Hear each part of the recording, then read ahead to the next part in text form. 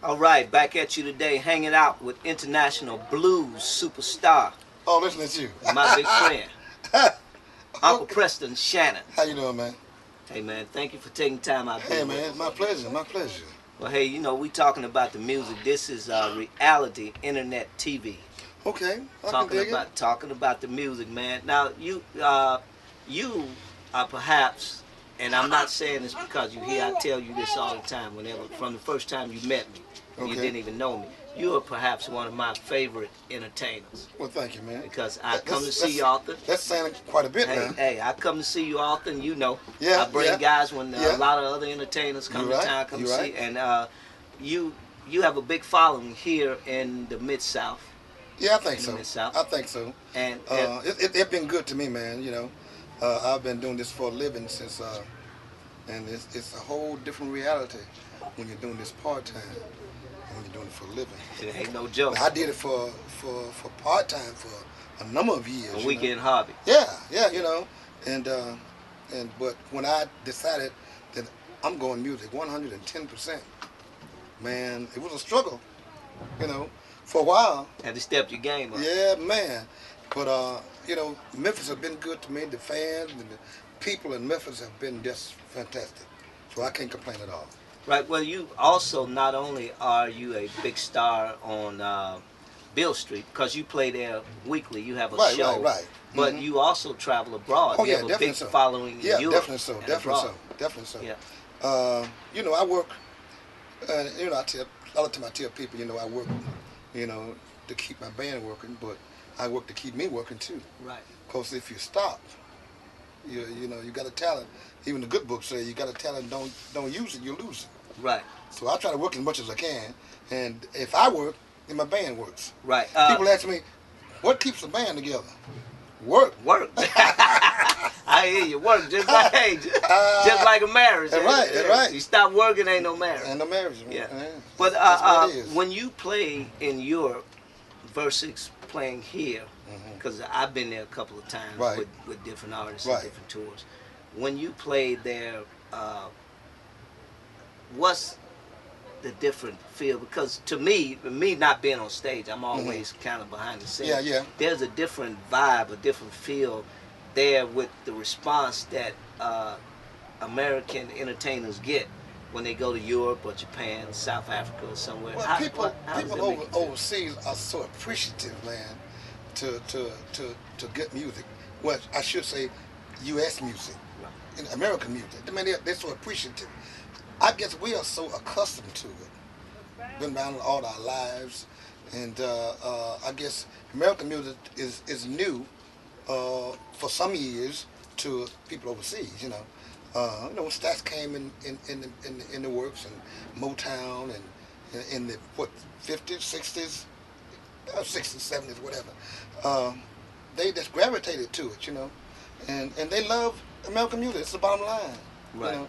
And people in the U.S., they love it too, but, you know, overseas, man, they just... It's a different vibe. It is, man, yeah. you know. You, and you can feel, you know, when you're on stage, man, a lot of time I've done gigs overseas, and not singing my material, but singing other people's material, and the people can't even speak English, but they know all the words to the song. You know the music. I'm on stage, man, like I was doing a song by Johnny Taylor. I did the Poretta Soul Festival. And I'm on stage, man. I'm getting down. I got my eyes closed, and I'm singing into it, making love, and next thing I know, I hear the background. 3 girls that came up and was singing background on the song, and they couldn't even speak English. Out of the audience. Yeah, but they had been on the show earlier. Right. Yeah, they had been on the show earlier, and they just felt the groove. They just came there and started singing the background. What? Well, it's a proven fact that music. And when it was over. Hey, how you doing? They don't know what you're saying. Yeah, you have to wave at about, hey. But it's a proven fact that music is definitely an international language. No doubt. And it speaks to everybody's heart. Yeah, no doubt. That's why our icon that we just lost was so huge, because international language, man. Everybody, everybody loved MJ, man. Well, you know, and somebody just told me a little while ago outside, you know, I wish they would stop talking about Michael, let him rest. A person that impacts your life The world. the way Michael did. Yeah. Even people in third world countries Exactly. knew of Michael and his music. And you can't just stop talking about Michael. You know, I mean, it's, you know, it's not like you had guys, and no disrespect to anybody, to the Beatles, who were great and fabulous, to Elvis, who was awesome Phenomenal. in his own right. But when a person comes along like Michael that touches all genders, all generations, you know, even the little bitty baby, my kids, my kids that don't know some of my close friends' music, knew of Michael Jackson. So, you know, and you just can't stop talking about He's one of a kind, man. Yeah. He's one of a kind, yeah. With you also, I've seen you on stage at different times, different festivals and whatnot, playing or sitting in with other, as people would call it, famous musicians like B.B. King and Buddy Guy, and different people, Bobby Rush. You know, then it's like everybody knows Uncle Preston. All the young guys that come to Memphis, some of my good friend Jubu, who is probably the best guitarist. It's out. When he comes to Memphis, he always tells, man, we gotta go see Uncle Preston. We gotta go see he always come by to see him. In case you know who Jubu is, he played guitar with Frankie Valli Mays for a number of years. Right, no doubt. I don't know if he's still with him or not. He's still with Frankie and plays with everybody. When he's not with Frankie, everybody's trying to get him. And has his own band. He's awesome. Has his own band, Legally Blind. He and Carl Wheeler and Chris. But all the guys have mad respect for you and what you do. Well, you know, a lot of people, you know, young guys like you say, will come to me, hey, Mr. Shannon, and I'm thinking, don't call me Mr. Shannon, make me sound old. They know me. A lot of times I don't know them, but they know me. You know? But I've been doing this a long time, so I know this is why they know me. Right. You know? And it's not my greatness, it's just that I've been doing it a long time. You're so modest.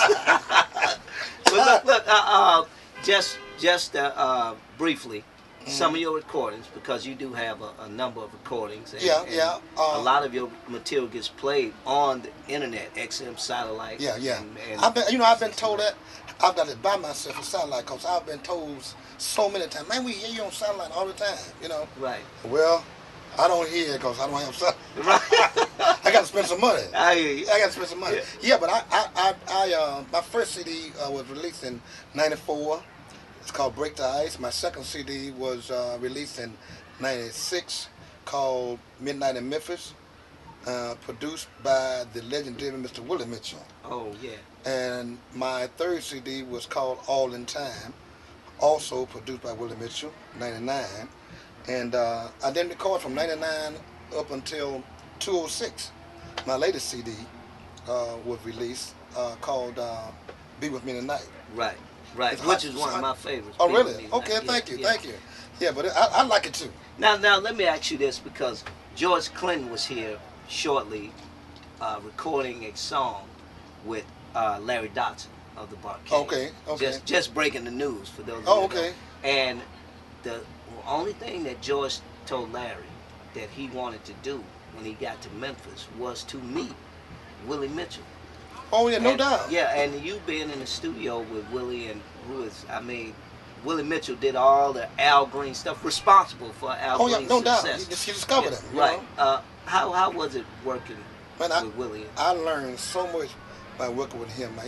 He's an icon, you know. First of all, he is an entertainer.